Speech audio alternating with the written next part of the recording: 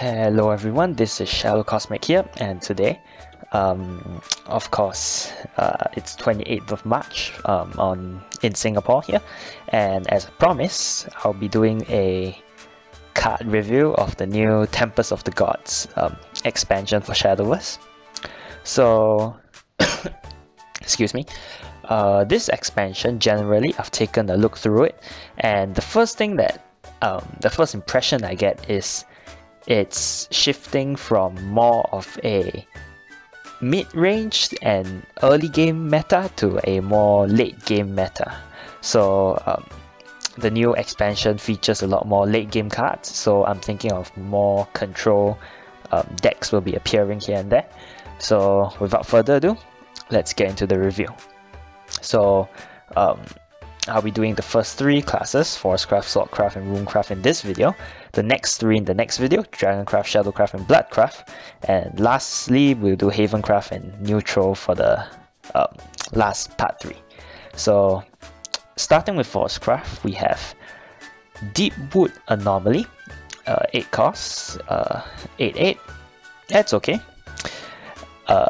Its skill, whenever this follower attacks the enemy leader, deal damage to that leader until their defense drops to 0. So, I've seen a lot of things in card games before, but I have never seen an expansion that broke so many rules. Okay, as we get further and deeper into the cards that are revealed, you see more and more game-breaking mechanics. But for now, let's start with this card. So, my personal thoughts is it's a very good card. As long as it hits the opponent once, the opponent dies because their defense drops to 0. In terms of power and like danger level, it's definitely very strong. The only downside being it's in ForestCraft. Simply put it, because ForestCraft, their playstyle is more combo like, so it's harder for them to pull off something like that where they just drop something on the board and hope that it doesn't get removed. So yeah, it's a very dangerous card that if your opponent has no answers for, it'll basically win you the game. But its weak point is that it's in ForestCraft. If it was in something like Dragoncraft or yeah, mostly Dragoncraft, because Dragoncraft can play big high cost followers earlier in the game, I think it will be more deadly. But in ForestCraft, it's generally a strong card, but it's just in the wrong class, unfortunately. But it's still something to watch out for because it's the most OTK in one card you can ask for. So next we have Elf Queen. It is 7 cost 6/6, not too bad stat wise. Fanfare: restore X defense to your leader, where X equals to the number of shadows you have. Then change your number of shadows to 0. So it's generally a good card for survival because, as you know, ForestCraft generates a lot of fairies and plays a lot of their combo pieces, and they usually rank up a lot of shadows. That's why they're one of the few classes that can play Path to Purgatory quite easily. I like this mechanic. It basically, instead of you saving up your shadows to play Path to Purgatory, you can use your shadows to heal yourself. Simply because if you're not playing Path to Purgatory, you will never use your shadows ever. So this card is quite useful. It's basically, it heals your leader. That's about it. And the thing about it is, since when you reach about 7 costs, you probably have around 10 to 20 shadows, so you can heal for quite a big amount using her skill. So it's a very good survival card. Next we have Crystalia Aerin. Her skill, well, her stats, she's a 6 drop with 4/6 stats. That's not too bad, a little low on the attack though. And she has Ward, and Fanfare: restore 3 health defense to your leader, and enhance 8, recover 1 evolution point. So her skill, she's not bad as a card. Of course, a 4/6 taunt that restores 3 defense to your leader is pretty good. Her second skill, the enhance skill, where she recovers 1 evolution point, can be quite useful, I think, in the new meta, simply because as I said before, the new meta is going to be very control and late game based, and the more resources you can generate, the better. So her Enhance 8 Recover 1 Evolution Point skill is going to be quite useful, and it's not even that much of a difference. It's just an increase of 2 mana for 1 Evolution Point, so I think she's going to be quite useful. Next we have Jungle Warden. His skill is, well, his stats 5, cost 4/5. That's pretty good. It has Ward, which is nice. Enhance 10, summon a Jungle Warden, then give all allied Jungle Wardens Storm. So I can see this potentially being a finisher card, simply because if you enhance 10, you summon, assuming that you do not have any other copies of him already on the board, you summon another copy of him, then you give both of them Storm, which means you have 8 damage ready to go to your opponent's face. And in the mid game, he will just be a generic ward card, 5 cost 4/5 ward. And yeah, it's not so much, there's not so much synergy with him, but he's just a good card to run, I feel. Because from the mid-range and the late game, he'll be very useful for finishing and protecting your life. Next we have Fairy Cage. It's a amulet, 4 cost. Whenever you play a card, put a fairy into your hand if you don't already have one. So in terms of usefulness, I can see this card being slightly useful, because ForestCraft has their many combos, which require you to have played X number of cards. And assuming that you don't have any cards in any fairies in your hand to just throw down as tokens, this card can generate some for you. The only problem being, I don't see it very practical, because you're playing 4 play points for Amulet that you probably will not use very often, because like at most it will generate for you a board of 4 fairies, assuming you play just fairies from your hand. And I just don't see it being very useful or practical. I could be wrong, but yeah, I don't really see it being that practical to run this card, at least in the current decks. Moving on, we have a 7-drop Mighty Dwarf, 6/5 stats, which is kind of weak for a 7-drop. His skill though is Clash, deal 2 damage to the enemy leader. It's okay, but not the best. Once again, for ForestCraft, they need cards that helps to play in their combo. This card, it's okay, but I think it would be better if it was put in neutral, because I don't understand why it's in ForestCraft. Its skill is pretty generic, and it doesn't really play towards ForestCraft's style of combo, so it's an okay card. Moving on, we have Vist Elf Butler. He's a 4 cost 2/5. Slightly weak on the, well, he's okay actually, because if you bring the health over to attack, it's 3/4, and it's not bad, because he has ward. So he's a 2/5 ward.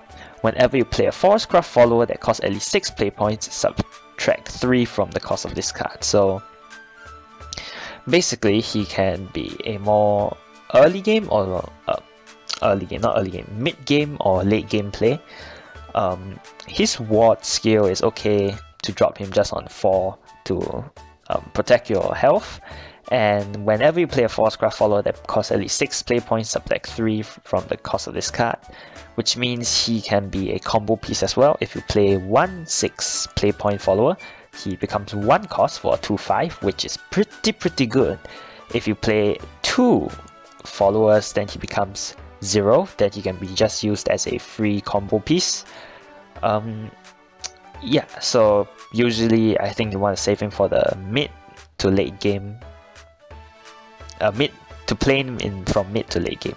Yeah. I cannot talk well today. So next we have Man-Eating Mangrove. It's a 3-cost amulet. Countdown 2. Whenever an enemy follower attacks your leader, deal 2 damage to that follower. This card, when I first saw it, I immediately thought to every single aggro deck that exists. And I thought, what a wonderful card. If you think of bad Bloodcraft, if you think of aggressive Shadowcraft, if you think of aggressive Swordcraft, this one amulet can counter that entire deck. Because you play it, if you're playing bad Bloodcraft, the bats get killed immediately by this amulet skill. If they're playing Swordcraft, if you have 1-drop followers, 2-drop followers, even 3-drop followers, which have only about 2 to 3 health, they get killed by this. And if you think of Shadowcraft, most things are like the ghosts are just 1/1s, the mummy is just 2/2, so this card is like the most of an anti-aggro card you could ask for, and I think it's a very good card against aggro decks. Against mid-range and late game decks, it's kind of useful, but not that much. Against aggressive decks though, this card is awesome. So that's it for this card. You have the next Sukuna, Brave and Small. So she's a 2-drop with 2/2 stats, and she has no skill before evolving, so she's a vanilla 2/2 before evolving. After evolving, her skill is gain +2/+2 if at least 3 cards were played this turn. It's alright. If you evolve her, she can potentially become a 6/6, assuming you played at least 3 other cards this turn. But yeah, she's not a bad 2-drop if you need something to put in ForestCraft. But honestly, I think there are a few better options. Like in her case, I think it should be played more if you want to fight for the board. If you want to just be something like I don't know, Rhinoceros, then you really do not need to play her. But if you want to fight for the board, she'll be better because she put more stats on the board. But if you run Rhinoceros, then you really don't need her. There are better options like Unicorn Dancer, Unica to survive. Yeah, that's about it. Okay, we're finally reaching the end of ForestCraft. So next we have Cybele, I guess. Cybele. She's a 3-cost 1/4. Okay, not too bad. At the end of your turn, give all other allied followers +0/+1. So this is an interesting card, of course. I'm thinking it might be used for, as ironic as this sounds, it's used for aggressive decks to help them survive better. Because simply put it, assuming, say you're playing ForestCraft and you have a board full of fairies, you don't want them to die to something like Angelic Barrage, so you play her, then you just attack, and then at the end of the turn all the fairies become 1/2 because they all get 1 more health. So it's a interesting card, but I think in the new meta it won't be that useful because it's probably going to be a control late game meta, so I don't think it's gonna be that useful, but I'm interested to see how people will form a deck with this card. Next we have Beetle Warrior, a 3-cost 2/3, and his skill, I like the art for this card. If I'm not wrong, this is like a Rhinoceros Beetle, and then after evolving it becomes like a Stag Beetle, I think. So I find that kind of cool. So yeah, where was I? Beetle Warrior, it's 2/3 for stats, it's not bad. Fanfare, gain +1/+1 and Storm if at least 2 other cards were played this turn. So it becomes a 3/4, which is good for a 3-drop with Storm. So this card is, based on what I see alone, it's quite strong.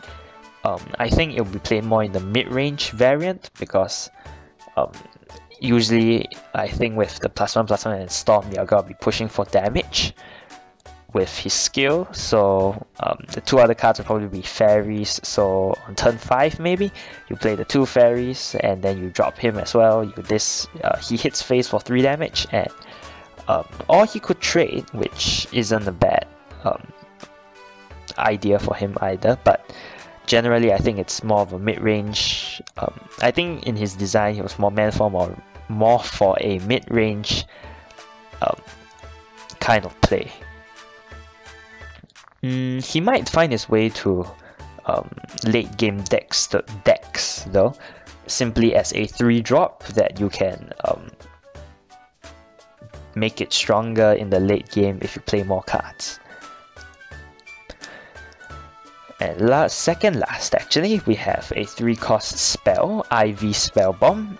It's deal 3 damage to an enemy follower, then deal 2 damage to the enemy leader if 2 other cards were played this turn. So generally, I think this is quite it's a good card for ForestCraft, because the removal ForestCraft has right now, the most common one is Sylvan Justice, which is very useful.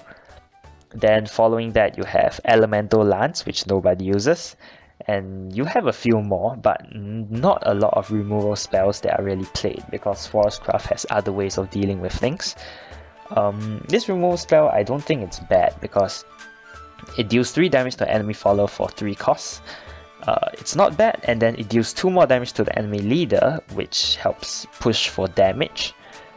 And it's damage that can bypass wards as well, so it's pretty good.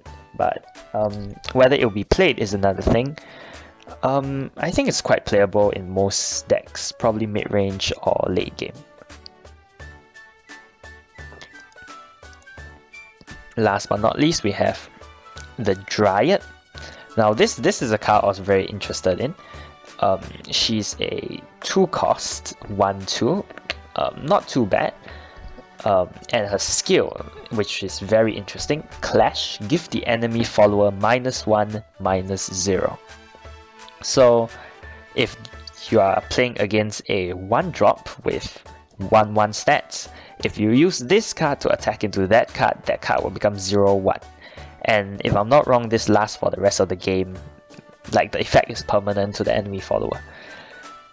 It's quite interesting. It can be quite useful for things like anti-aggro, I guess, and also to help survive on the board and make things more awkward for your opponent when they're trading.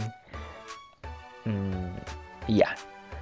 So if there was a way to get ward on this card, then I think it would be much more useful and practical, because personally, I think if you play this card, your opponent's just gotta attempt to ignore it, then you have to use this card to do the trading.